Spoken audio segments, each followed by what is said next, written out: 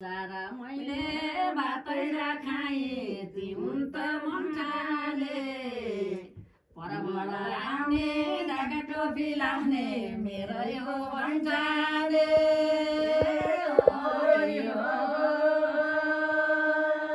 हो त नानी हो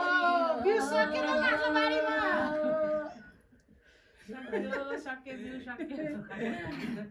असारा मासको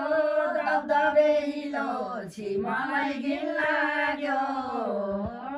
यारीलाई पनि फरिया किन्दा छब्बिस घिन लाग्यो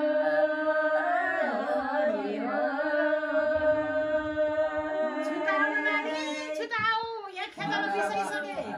बडा गरुवा ल्याए मेरा मिताले साईको गरो रहनै लाग्यो एकदमै